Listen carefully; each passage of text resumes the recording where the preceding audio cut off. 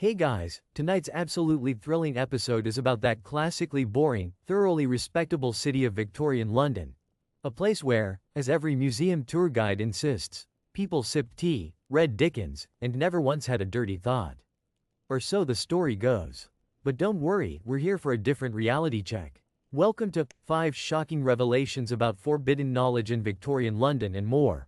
Because if you ever thought the Victorian era was just a parade of petticoats and prudery, well, buckle up. The main thesis tonight: Victorian London's polished surface was nothing but a smokescreen, carefully constructed to hide a world of taboo pleasures, forbidden secrets, and soul-curdling beliefs that make the modern internet look like a polite dinner party. Underneath the relentless shine of Queen Victoria's empire throbbed a filthy, vibrant underbelly, a playground for rule-breakers, opportunists, and anyone brave, or desperate, enough to dance with social ruin. So tonight, we'll be slicing through the lace to parade the forbidden, dragging the detritus of hidden London into the harshest spotlight. Prepare for discomfort. To get things rolling, we begin with the lush, perfumed world of silk, smoke, and, let's call them, comforters, those unsung heroes of the Victorian night economy. Ancient documents and scrawled diaries reveal just how very far the real London was from the prim and proper myth. We're talking love for hire, social climbing with extra steps, and a culture that cooed about virtue while pocketing racy pamphlets between psalms. Let's set the scene. It's 1855. The city is a broiling snake's nest of fog, horse manure, and people who apparently haven't discovered the joys of deodorant. But if you were strolling down Oxford Street at midnight, you weren't alone. Lurking in the shadows, under scarlet lamp glow, were the so-called comforters. Their official name? Streetwalkers, fancy ladies, copper corner lasses. But why use plain words when Victorian England dedicated whole dictionaries to euphemisms? In retrospect, it's amazing how much energy was spent inventing new ways to avoid saying, "I paid someone for a good time." Here's the first shocker. Victorian London had as many as 80,000 public women. That's not some wild estimate from your local conspiracy theorist. It's based on Henry Mayhew's 1861. London Labour and the London Poor. Mayhew did what no one at the Sunday school social would dare. He interviewed dozens of women about their night work. Brilliant decision-making, really, parading around with a notebook while everyone else was busy pretending not to notice the real business of the city. And it wasn't just back alleys and dingy corners. The upper classes had their own version. Take Harriet Howard, for example, actress, mistress, and, eventually, secret benefactor to French Emperor Napoleon III. Apparently, being a comforter could pay surprisingly well if your client list included minor royalty. Who needs Pride and Prejudice when you can social climb straight into European geopolitics? But, naturally, the men of Parliament and London's moral crusaders couldn't look away from the so-called decline of virtue. Mostly because so many of them were personally acquainted with its practitioners. The Contagious Diseases Acts of 1864, 1866, and 1869, yes, they kept adding new sequels, were passed to regulate the industry and keep the wholesome British Army burning with patriotism instead of something less metaphorical. Under these laws, suspicious women could be dragged off the street, forcibly examined, and locked up in special hospitals, all for public safety, of course. Odd definition of safety, isn't it? Nothing says protecting society like a syphilis inspection performed by government order. Let's talk about the numbers. William Acton, possibly the least fun dinner guest in Victorian London, published a study showing that, for every 10 marriages in the city, there were roughly 3 unofficial arrangements happening in the background. This wasn't just working-class vice. The Pall Mall Gazette's infamous maiden tribute of modern Babylon expose in 1885, run by crusading journalist W.T. Stead, laid bare how upper-class gentlemen enjoyed penny dreadful pursuits in the shadows. Stead's investigation ended up with him in jail for abduction. Again, brilliant decision-making. Put another way, you could walk from Westminster Abbey to Covent Garden, and along the way, trip over more social climbing via seduction than actual cobblestones. Of course, love for hire wasn't just about pleasure. It was about survival, upward mobility, and dodging the workhouse. Case in point, Mary Ann Nichols, who started as a servant, married a printer, had 5 kids, lost everything, and ended up working the streets to avoid literal starvation. You might know her better as the infamous first victim of Jack the Ripper, but before her story ended in a dark Whitechapel Lane, she'd navigated every hypocrisy the city could offer in a desperate hope for basic dignity. And what did polite society do? They responded with moralizing pamphlets, lace collars, and public campaigns, often spearheaded by the very same people who were, making private arrangements after hours. Nothing like Victorian hypocrisy. Round up the fallen women for reform, but finance your next hunting trip with their earnings. Even Queen Victoria, yes, the Queen herself, was kept blissfully unaware by her ministers, who described the trade as an unavoidable evil, like chronic drizzle or the Irish question. Because when your empire's built on secrets, you need to keep the weird ones locked in the attic.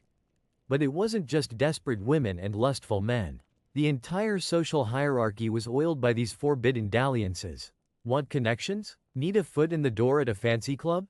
Turns out, nothing opens the caste system quite like scandalous companionship, provided you never, ever mentioned it at afternoon tea. Diaries of bored countesses, intercepted letters between noblemen, and court records all draw a picture of a city where a meeting could be anything but business. It begs the question, if everyone was in on the game, was anyone actually fooled? The city even developed its own black market for privacy. Boarding houses with velvet curtains and, no questions asked, policies sprung up across Soho and St. John's Wood, ready for any clandestine meeting. Socialites and playwrights like Oscar Wilde thumbed their noses at convention, writing veiled literary tributes to forbidden pleasure. If you think today's dating apps are subtle, try communicating with coded handkerchiefs and slang that would make your average streetwalker blush. Forget the image of heartless exploitation alone, because some of these secret deals led to odd twists of fate.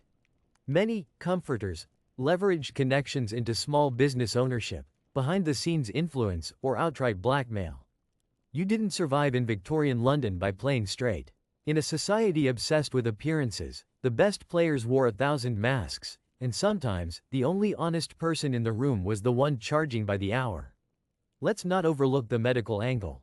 The rise of public health authorities, such as Sir John Simon, revealed just how thin the line was between moral panic and public disaster. Victorian-era London, with its laissez-faire attitude and shockingly inventive brothel guides, see Henry Spencer Ashby's infamously banned bibliographies, managed to make vice into a multi-million-pound industry while insisting it didn't exist. The city's papers sold more copies reporting on vice than any other scandal. Bad news always did make the best headlines, especially for newsmen who enjoyed a little after-hours research. As the century closed, the suffrage movement, moral reformers, and terrified politicians tried desperately to clamp down. The 1885 Criminal Law Amendment Act attempted to ban immoral traffic, but mostly succeeded in driving the industry deeper underground, a classic British solution.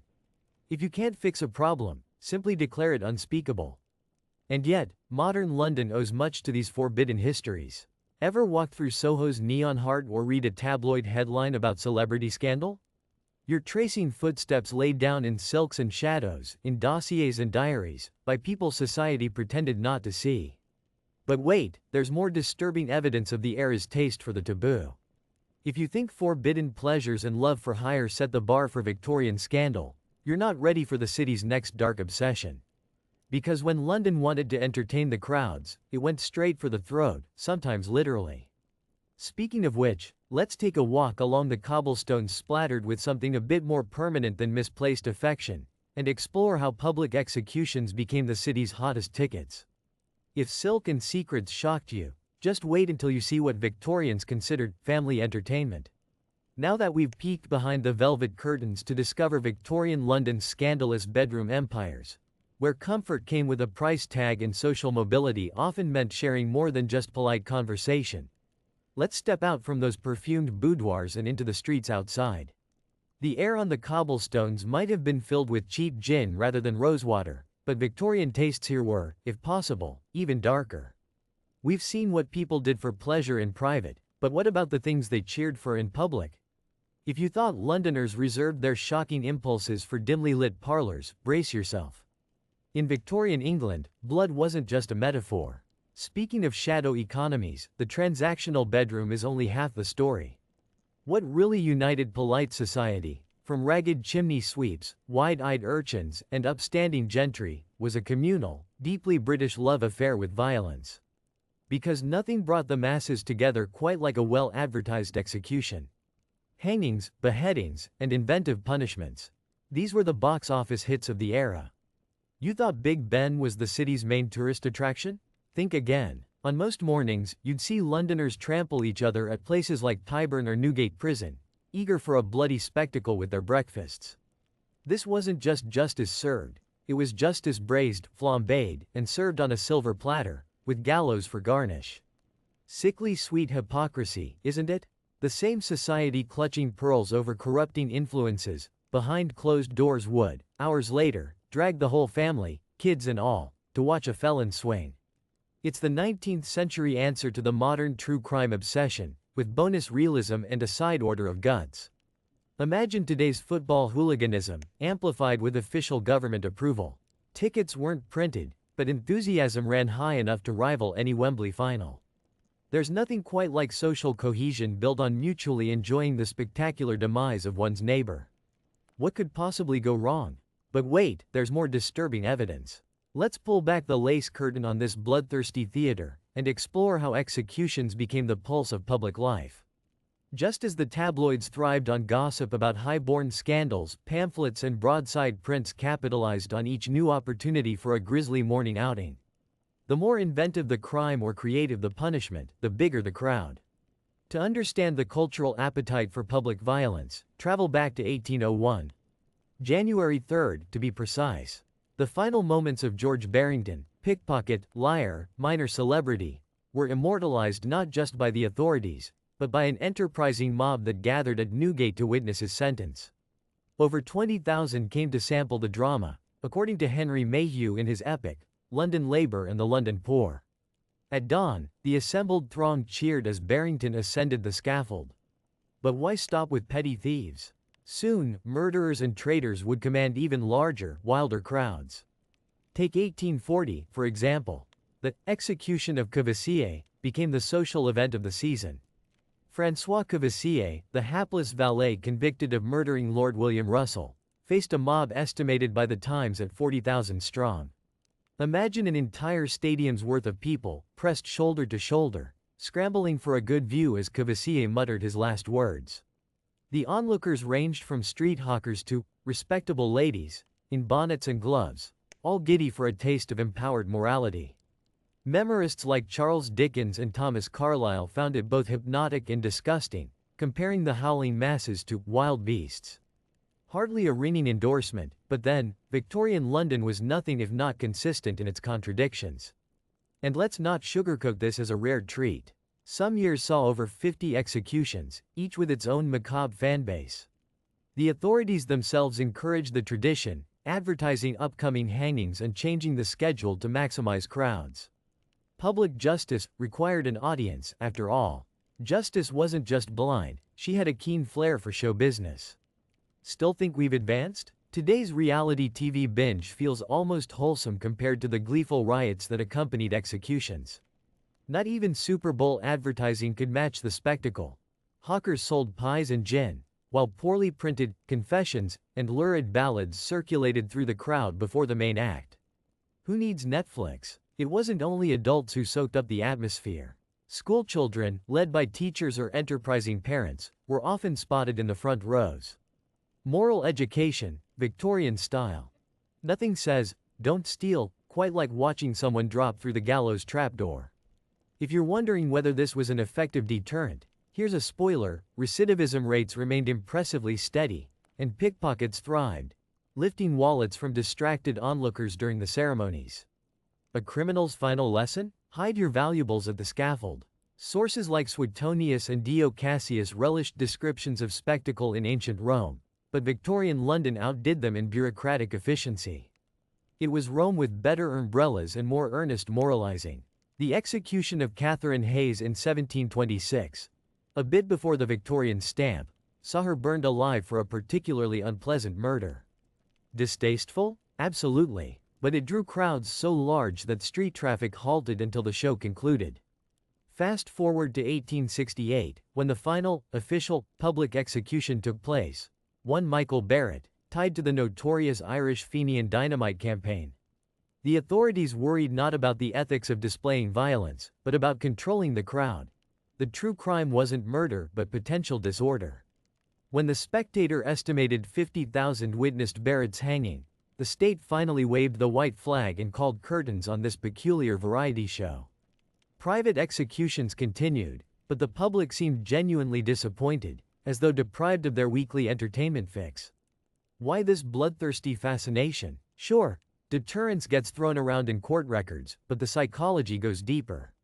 In a world where death was omnipresent, thanks, cholera and typhoid, public executions normalized horror, offered catharsis, and gave purpose to collective anxiety.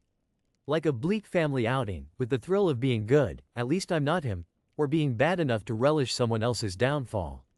It was a paradox. Victorian morality stoked horror while savoring it, all wrapped in the reassuring cloak of justice. The economic effects were remarkable. Local economies depended on gallows tourism. Taverns, food vendors, and street journals made fortunes off each death sentence. And so-called execution broadsides, single-page newspapers with graphic ballads, kept printers busy. Even respectable citizens couldn't resist grabbing a collectible to take home, complete with misspelled rhymes and a woodblock sketch of the condemned. You could frame it next to your family portrait for that cozy, cautionary vibe. And we can't forget the infamous hanging fairs. Yes, fairs. While Parliament wrung its hands over urban depravity, the city gleefully scheduled public deaths as holidays. Shops closed early, tarts went stale, children climbed lampposts for a better view, and gin gained new fans. A day at the scaffold rivaled a royal wedding for sheer popular engagement. What could possibly go wrong? Of course, not all were content just to watch. For those with a taste for hands-on action, options abounded. Press gangs, crimp houses, and unofficial mobs routinely administered punishment with little oversight.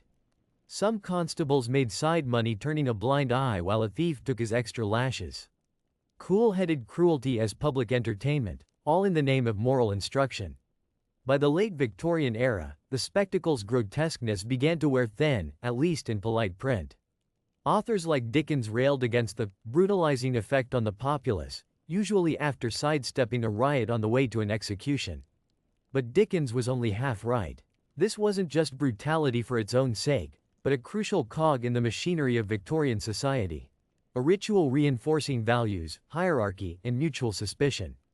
In effect, if you didn't watch someone die now and then, could you even call yourself British? Modern parallels aren't hard to find. Swap the scaffold for the reality TV stage, or swap the jeering crowd for Twitter's cancel mob, and you'll see Victorian London everywhere. Except instead of cheap gin, you've got sponsored ads and viral hashtags. And instead of a confession broadside, you get a daily flurry of knockoff podcasts dissecting the latest public downfall. Applause, outrage, repeat. In the end, Victorian justice was less about law than it was about theater, less about reform than about feeding the monster of public appetite. The gallows were where London's obsessions with control, spectacle, and inequality merged in a perfect, bloody storm. No sanitized textbook or prim BBC drama can quite capture how much everyday life depended on violence as communal ritual. How the city's identity was written in blood as often as in ink. Which brings us to the next twisting alley in London's labyrinth of forbidden knowledge. If executions were about satisfying the thirst for drama with a little arterial spray, what about when tragedy and vice became business? As crime and punishment faded from public view, the hunger for spectacle found new outlets in funeral pageantry, unconventional mourning rituals, and some absolutely bizarre Victorian self-medication. Speaking of the unexpected, what happens when grief itself becomes a commercially orchestrated performance, complete with strange drugs and profits layered over loss? Prepare to meet a city that sold tears, peddled poisonous cures, and wore its bizarre obsessions as publicly and proudly as it once relished a hanging. Because mourning, like everything else in Victorian London, was never just about grief. And the spectacle was only getting weirder. The public executions we just dissected were more than just an outlet for Victorian London's pent-up rage. They were a full-on social event, popcorn not included, unless you count the street pies of questionable contents being hawked outside Newgate Prison. The city didn't just crave blood, it demanded ritual. The spectacle, the cheers, the intricately choreographed processions. Violence wasn't just normalized, it was anticipated like the next must-see theater show. But violence was just one kind of mass entertainment. When the crowd went home and the heads had stopped rolling, the city's appetite turned to something even stranger: rituals that masqueraded as piety, fashion, or medicine. If you thought a morning spent cheering on a beheading was off-putting, just wait until you see how Victorians handled death, addiction, and loss. The lingering smell of blood would barely have faded from the cobblestones before the next wave of ritual commenced: the spectacle of public grief. Yes, in case anyone doubted that Victorians loved a performance, even mourning became theater, complete with its own dress code, commercial bonanza, and deeply unsettling obsessions. Queen Victoria herself gets the credit, or blame, for transforming an age-old human experience into an elaborate, business-savvy, and occasionally downright ghoulish institution. In 1861, the death of Prince Albert plunged the Queen, and by extension the entire country, into mourning. But of course, this being Victorian London, mourning didn't mean a few black armbands and heartfelt sighs. Enter the booming industry of mourning fashion. For decades after Albert's demise, Victoria dressed in black from head to toe with all the subtlety of a raven at a dove festival. This wasn't just for show. Her prolonged public grief set a new standard, and soon, every self-respecting household was expected to outmourn their neighbors. The more conspicuously miserable you looked, the more social capital you could claim. Black silks, bombazine, parramatta, crepe, entire shops sprang up dedicated exclusively to mourning attire. Jay's Mourning Warehouse in Regent Street became a go-to destination for those desperate to signal their virtue via expensive, funereal couture. Of course, there were explicit rules. Primary mourning for a spouse? 2 years of black, minimal jewelry, and never, ever, God forbid, lace. Parents: 1 year. Siblings: 6 months. Children unlucky enough to lose a parent might as well have been drowned in bombazine, forced to dress like tiny undertakers, their toy boxes replaced with miniature coffins for their dolls. Even the household dog was not immune. Queen Victoria's own spaniel allegedly sported a black bow after Albert's death. Nothing says canine loyalty like enforced sartorial depression. And if mourning clothes weren't enough, enter the next layer of Victorian, grief chic, death photography.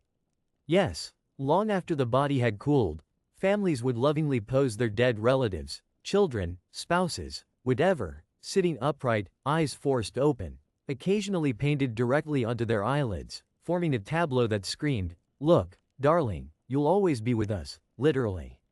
The post-mortem photography fad gives us chilling imagery. Infants cradled by stoic mothers, siblings propped beside their dearly departed as if Sunday lunch were just moments away. No one seemed to find this remotely odd. In fact, people proudly displayed these portraits on mantelpieces and sent them as keepsakes to distant relatives. Just imagine receiving Aunt Agatha's latest portrait, only this time she's a bit more stationary than usual. But wait, there's more disturbing evidence of Victorian ritual mania. Enter the lucrative world of commemorative jewelry. Lockets filled with hair of the deceased, brooches with entire funeral scenes painted in nauseating detail, and even rings containing the deceased's teeth. There's a reason jewelers like S. Blank & C. & Sons made a small fortune off the public's eager pursuit of sentimental horror. And if you think that sounds like an exaggeration, just flip through the trade magazine, The Jeweler, Silversmith & Watchmaker, from the 1860s. They catalogued hundreds of devices suitable for death's dark hour. It wasn't just grief that the Victorians commodified. Their approach to coping with loss, and just about anything else, was to drown it in a flood of harmless substances. The real public health epidemic wasn't the occasional outbreak of cholera, but the swelling tide of addiction. Opium was everywhere. Pharmacy? No prescription needed. Mrs. Winslow's soothing syrup promised relief for teething infants, and delivered a solid dose of morphine, if not outright unconsciousness. Laudanum was prescribed for everything from insomnia to heartbreak. Samuel Taylor Coleridge, noted poet and opium enthusiast, described his rapturous descent into dreamy oblivion with an enthusiasm matched only by Victorian housewives drinking their tonic tea. Opium dens lurked in East End alleyways, their mythology immortalized by Charles Dickens and, later, Arthur Conan Doyle's Sherlock Holmes stories. These weren't just lurid rumors, they were real.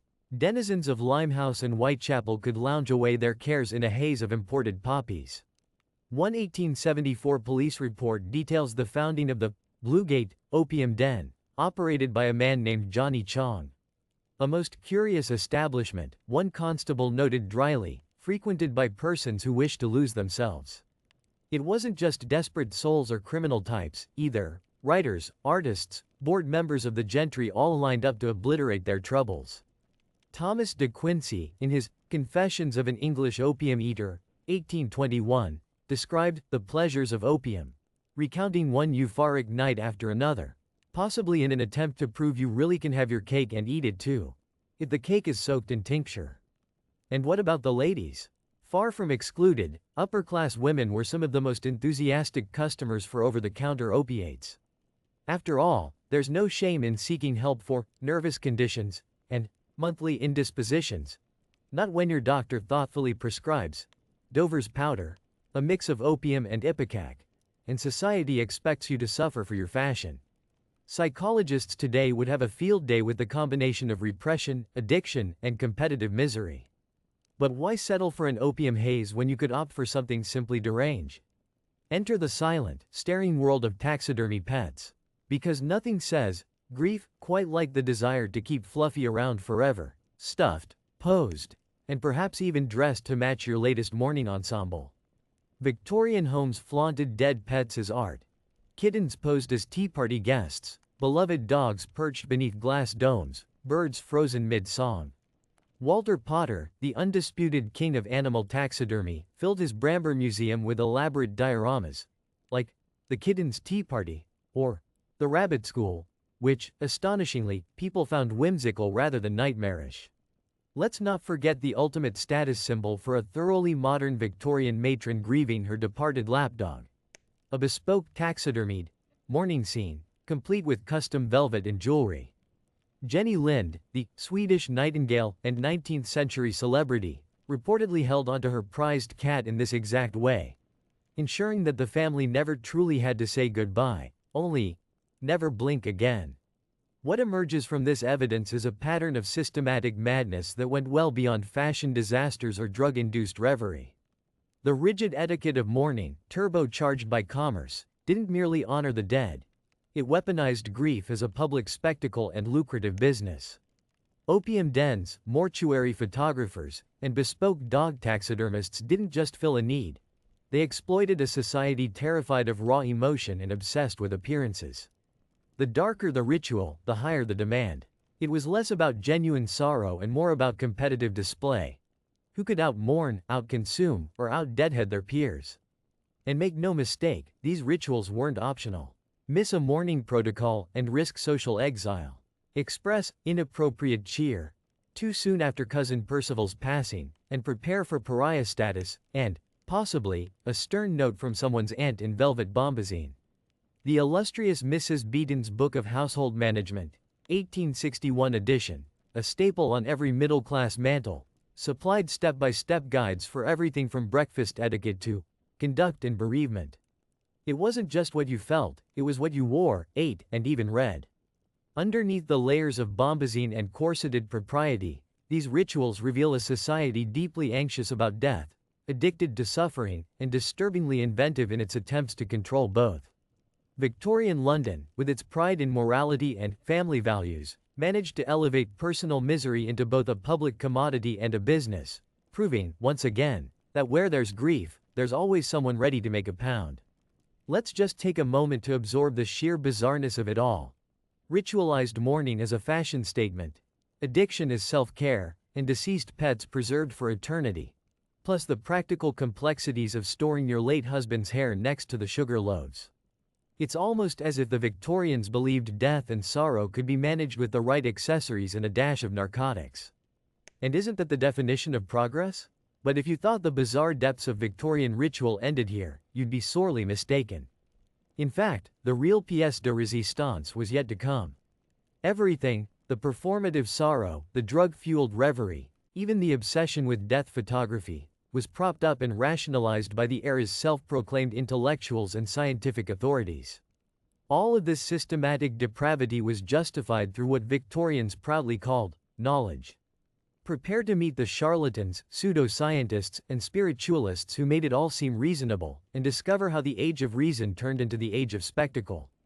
After dusting ourselves off from a stroll through mourning veils, opiated parlors, and the livest collection of dead pets in West London, you might think the Victorians had maxed out their capacity for public weirdness. But no, those charmingly bleak rituals were just curtain raisers. Because it's time to enter the cerebral funhouse of Victorian pseudoscience. A world where respectable men with impressive sideburns convinced all of London their skulls hid secrets more profound than any crypt. If you thought taxidermy poodles perched in child-sized coffins were strange, wait until you meet the gentleman who claimed to measure your virtue with calipers and summon your ancestors through table tapping. The customs were bizarre, but the science that justified them cranked the dial from eccentric to outright hallucinatory.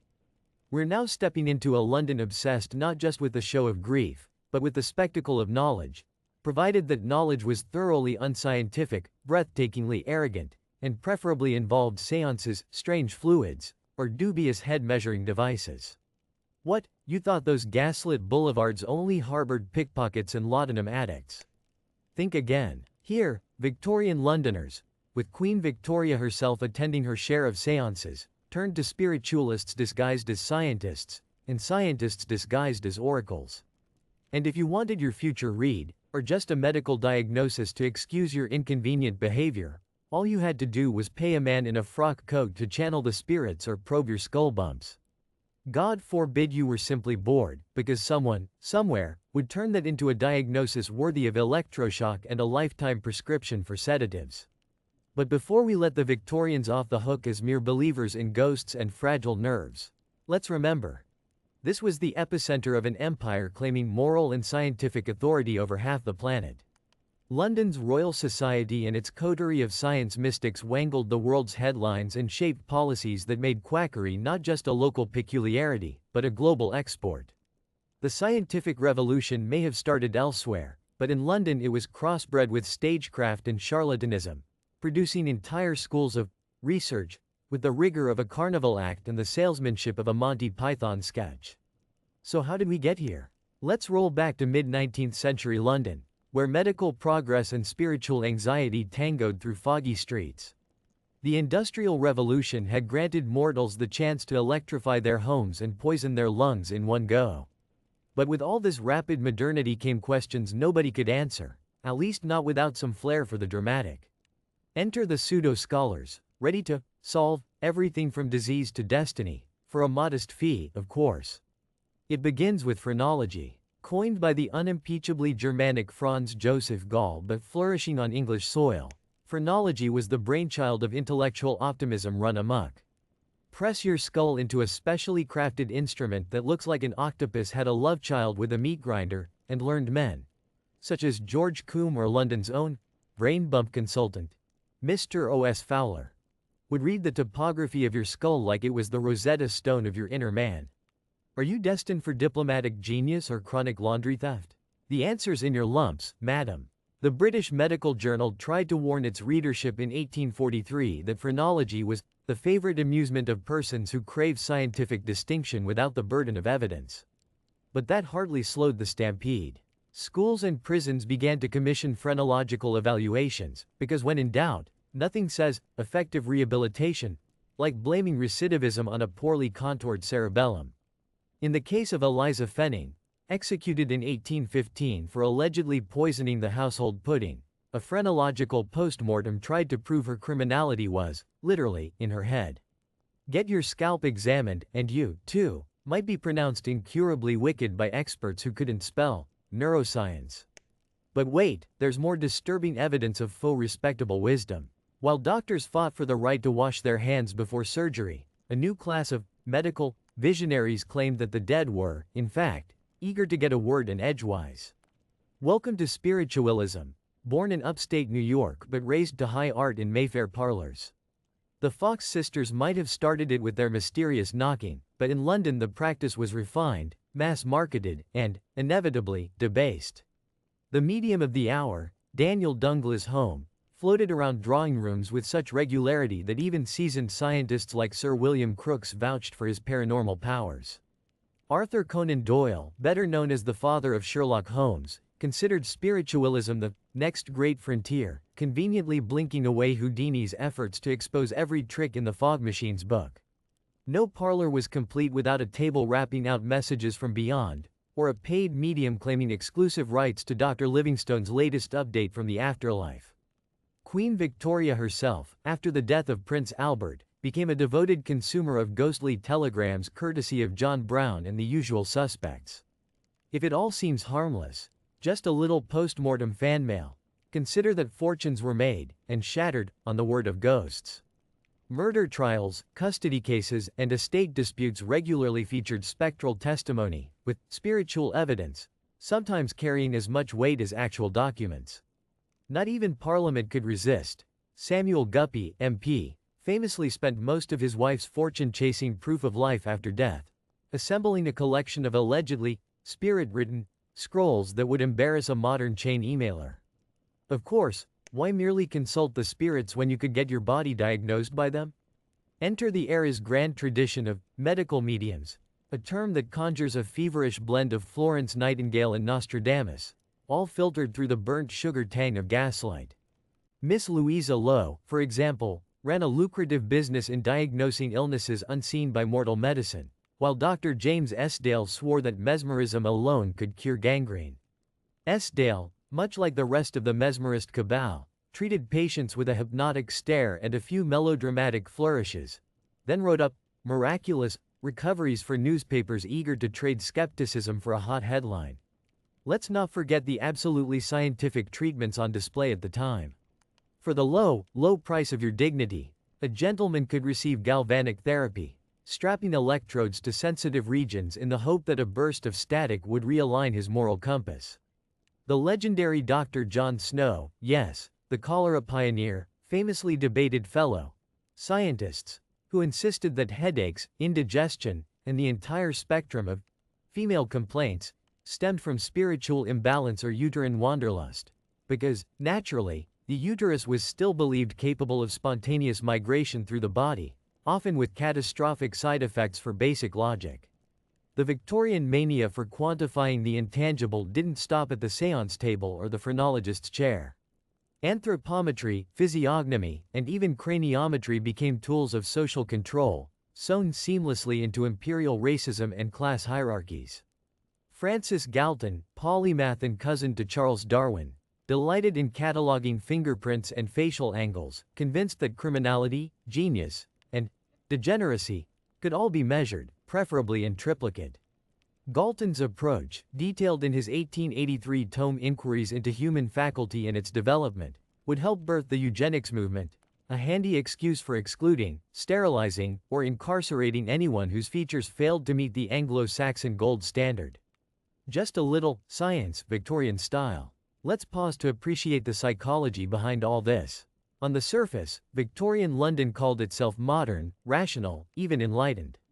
Scratch that surface and you find a society wriggling with insecurity, about death, about class, about sex, about everything except top hats. The pseudo-scholars, mediums, and doctors traded in uncertainty, providing certainties where none could be found. Got a scandal in the family? Explain it away with the wrong-shaped skull. Worried about the neighbors? Visit a spiritualist. Maybe you can get gossip from the dead, who are far more discreet than the living. Wondering why you like morphine more than marriage? Blame your nervous system and let some gentleman with a beard and no credentials prescribe a relaxing stint in the asylum. If this all sounds suspiciously familiar, take a look around. The 19th century Londoner had his phrenologist, but today's modern seeks the wisdom of algorithmically generated ancestry reports and wellness influencers prescribed by the Instagram oracle. The Victorians diagnosed women with hysteria, usually a euphemism for having an opinion, and treated it with electrical gadgets and long vacations. Today, Consumers browse TikTok for chakra vibrations or book a week-long juice cleanse with spiritually attuned practitioners. The only major difference: the Victorians had better facial hair and slightly less access to microplastics. More disturbingly, this fusion of entertainment and fake expertise shaped institutions for generations. The British legal system weighed spiritual evidence with the same gravity as forensics. Hospitals incorporated mesmerists and clairvoyants into their staff. The Society for Psychical Research, founded in 1882, counted among its members some of the very men responsible for laying the groundwork of modern physiological psychology. Meaning the lines between science and wishful thinking were not so much blurred as enthusiastically erased. No wonder later historians like Roy Porter called the period an age drunk on its own sense of discovery, regardless of whether it discovered reality or pure fantasy. Here is the real trick: the pseudo-scholars of Victorian London weren't robber barons or shadowy villains. They were, more often than not, the local GP, the neighborhood vicar, the well-read but catastrophically misguided uncle. And they wielded the manners and authority that made dissent dangerous. Who would dare object when Lady Bulwer-Lytton diagnosed her own spiritual fever as proof of evil influences in Parliament? Or when the respected Dr. Forbes Winslow used his psychiatric expertise to declare mediumship a byproduct of female frailty, making it both a crime and a malady? But perhaps the most ominous legacy is how Victorian pseudoscience justified social control.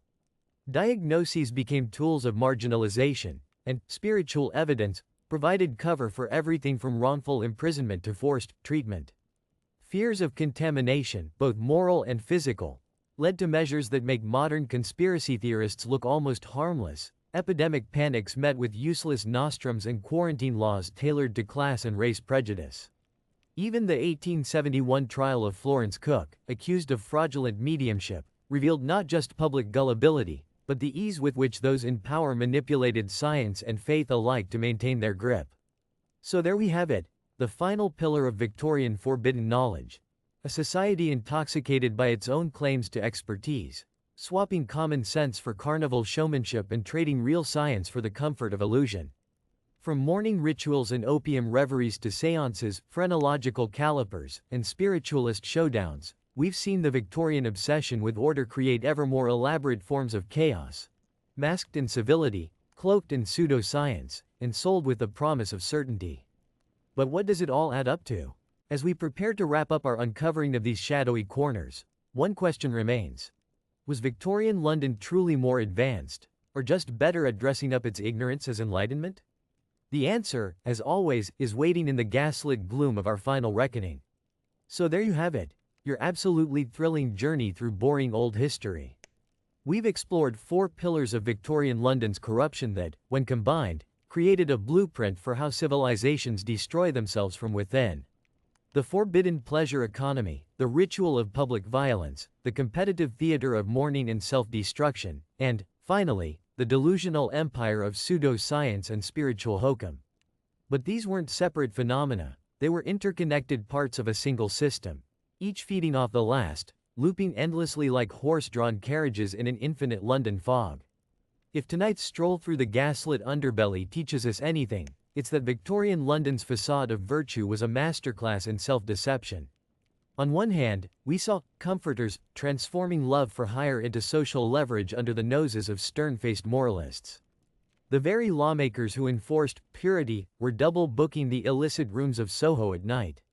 This private vice thrived only because the stage beneath it, society's very structure, ran on hypocrisy as currency.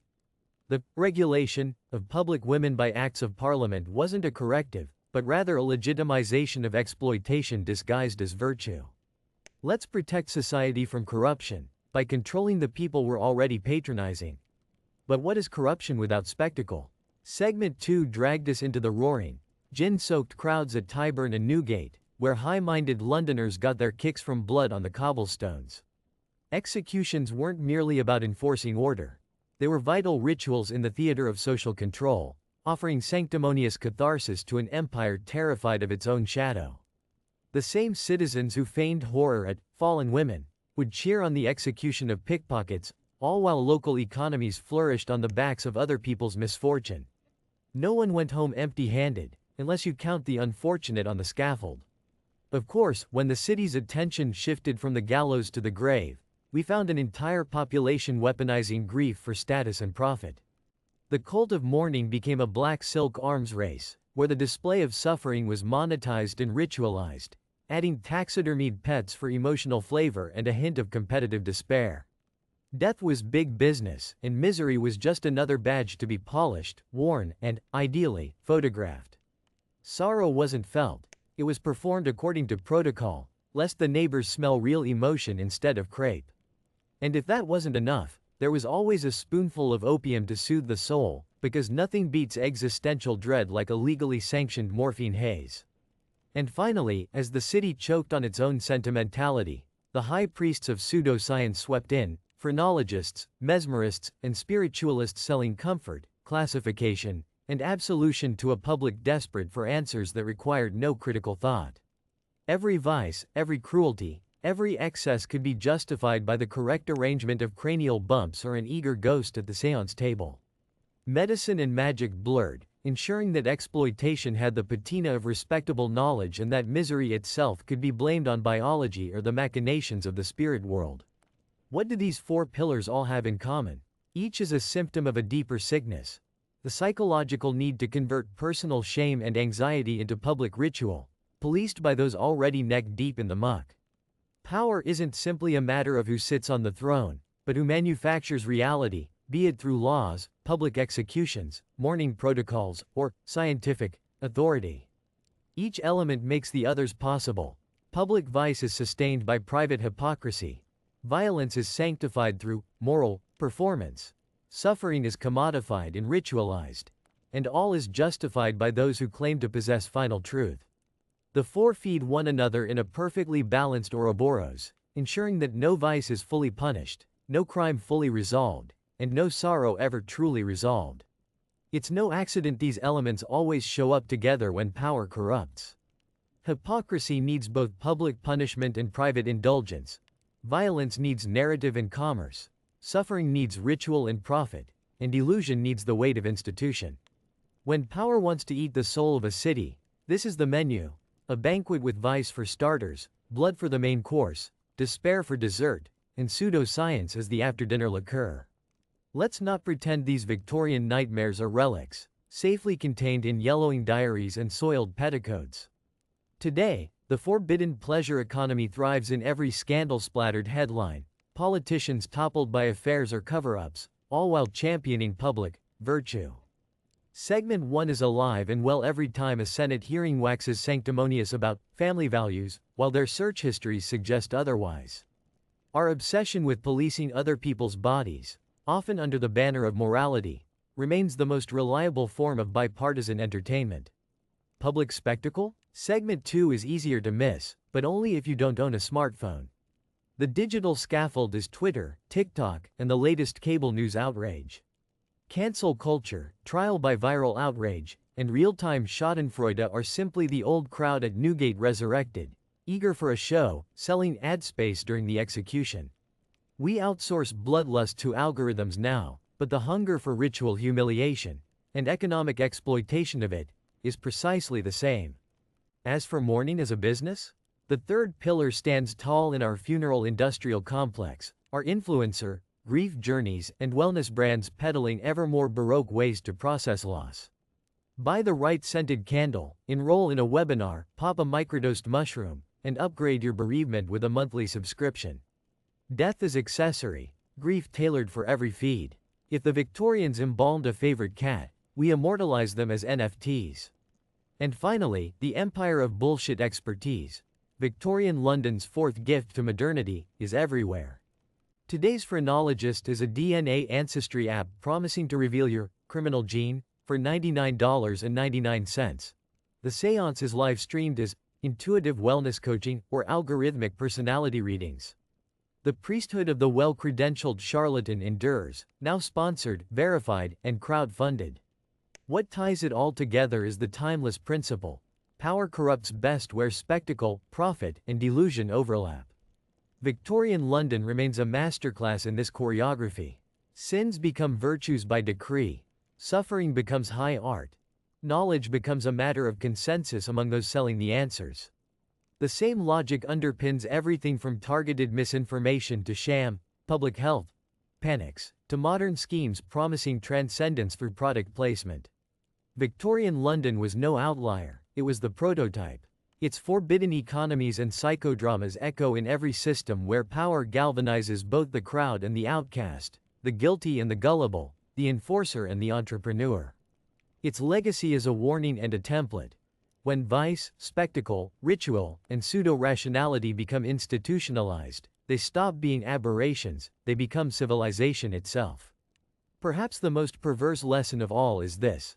Victorian London didn't fall because foreign invaders or radical ideologies were stronger.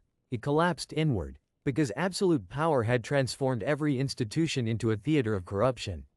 The parliament, the courts, the medical halls, even the drawing rooms and morning parlors, all became stages for the same performance.